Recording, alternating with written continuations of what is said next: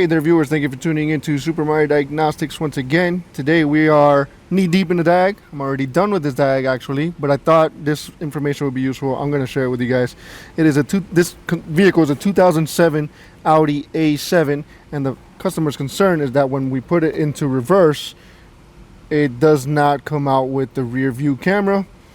And first test I did was, well, a pre-scan obviously. Start with a pre-scan. So the only code in this Audi, surprisingly, is a B107C14 park assist speaker, right? Open circuit. Well, hey, let's just slap a speaker on it, call it a day, right? No, this is a speaker will not fix this car. Let's try this again. And if anybody's wondering, we'll go ahead and turn it on and we'll put it in reverse. And we see the park assist light is blinking and it does not go into a reverse camera. So let's go ahead and turn it off, put the key on again. We have a maintainer on it, so we don't have to worry about voltage. And once again, our park assist speaker is no good. I'm going to walk you through everything I did to nail this down. It is not a speaker issue. Putting an $80 speaker on this thing will not fix the car. We went through a certain process. I will walk you through the process as I went through it.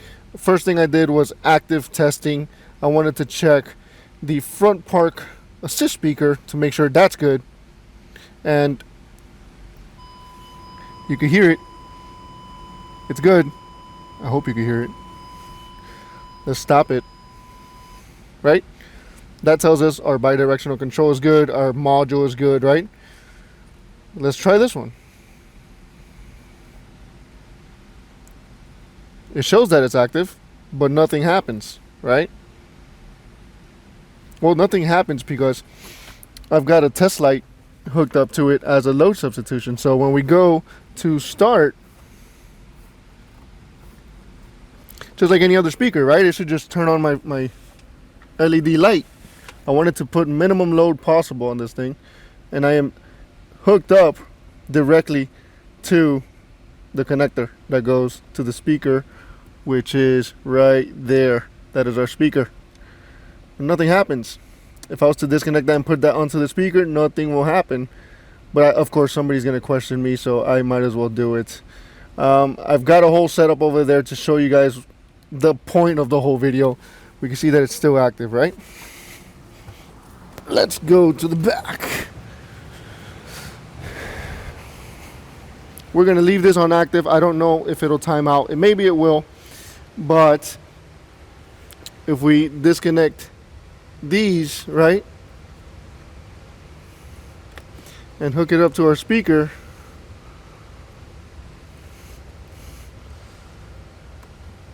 any day now, right? Goodness. Nothing happens. See? Nope. $80 speaker wouldn't fix it, right? So what's the next thing we want to do, right? I am on the blue wire here.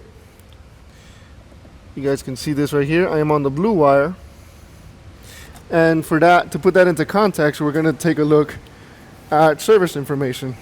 So here is our park assist module, and we have a blue and a red and green, and we have rear parking aid warning buzzer, blue and red and green, right?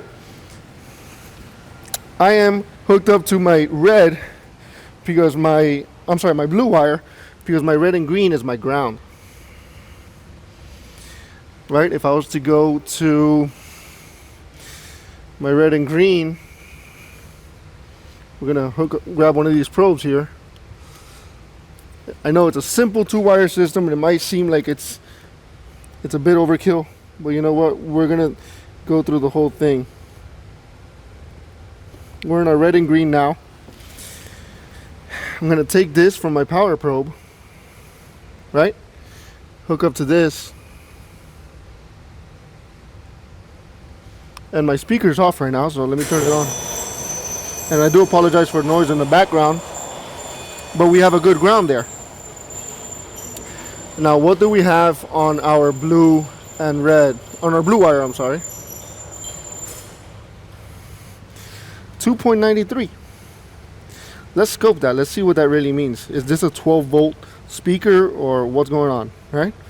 So here's my red lead from my scope, and I'm just going to piggyback right here.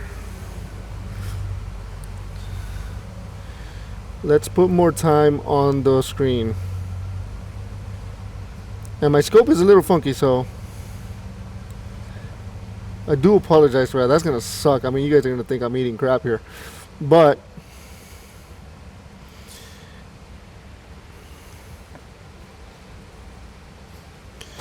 this says 2.93, so my wire is screwed up. I really need to talk to AES Wave about this. Alright, so we've got active, right? If we press stop, remember we're all the way at this wire here. We're not active anymore. We're still in the same voltage, and my scope agrees. Now let's change our wire all the way to right at the module. Hey, we got something. We got a 0.04. 0.04, and we're not active. Let's go ahead and activate that again. We are active,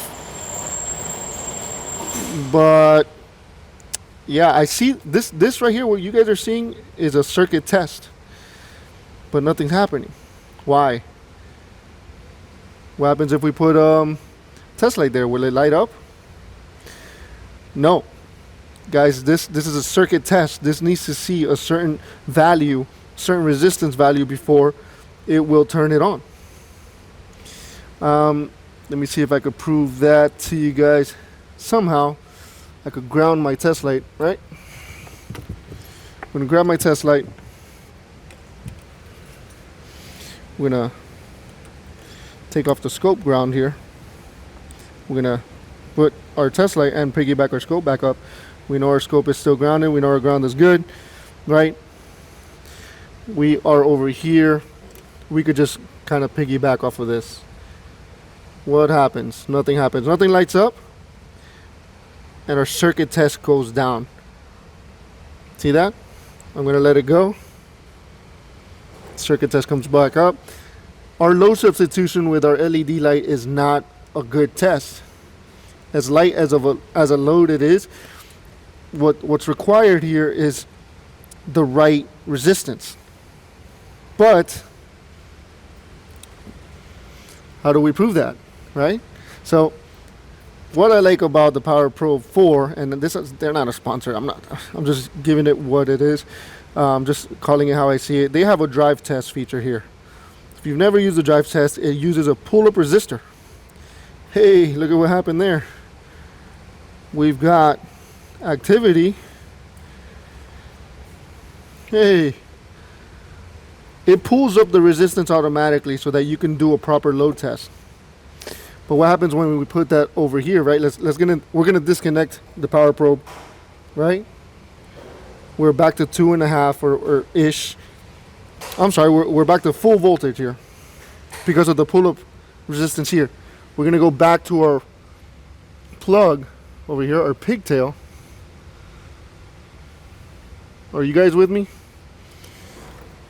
Ah, and it fell. You want to do something twice, do it on camera. Let's go ahead and plug this sucker in.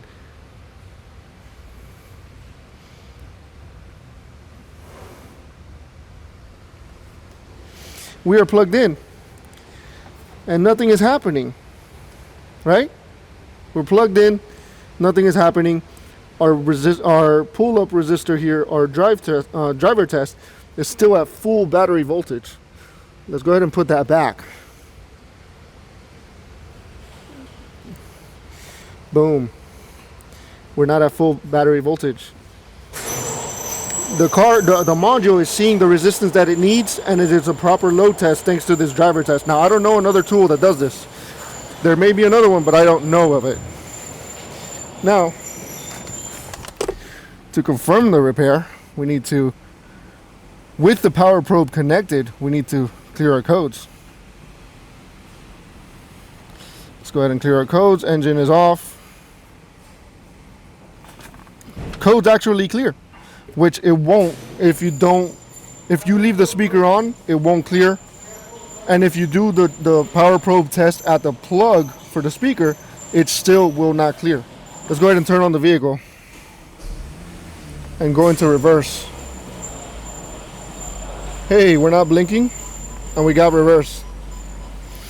All right, well, we have our new wire ran, right, with the original speaker. We got to finish out this video right by confirming the repair. Our key is on. You can see that we have our screen is on, right? Let's go ahead and try to clear these codes. Is the key on, engine off? Yes, it is. And it will not clear, fellas. This is what happens when I speak too soon. I was overly confident at that point. What are the chances that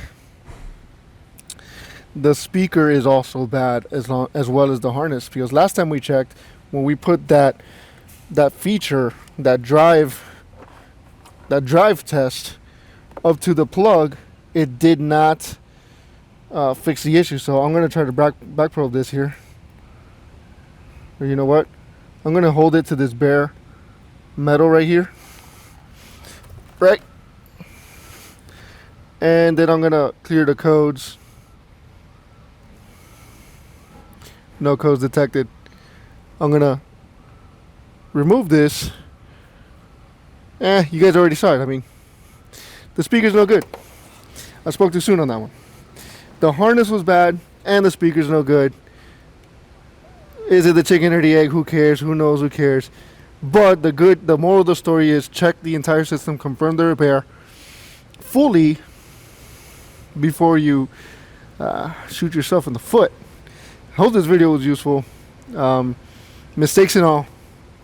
I spoke too soon, fellas. The speaker would have not fixed it if the only issue was the wiring issue, which I did prove. But man, it's rare to see two failures in the same exact system. But hey, what are you gonna do? Right? We're just gonna live and learn. That's one for the books. I hope you guys enjoyed this one, and I will catch you all next time. Thanks for watching. Take care.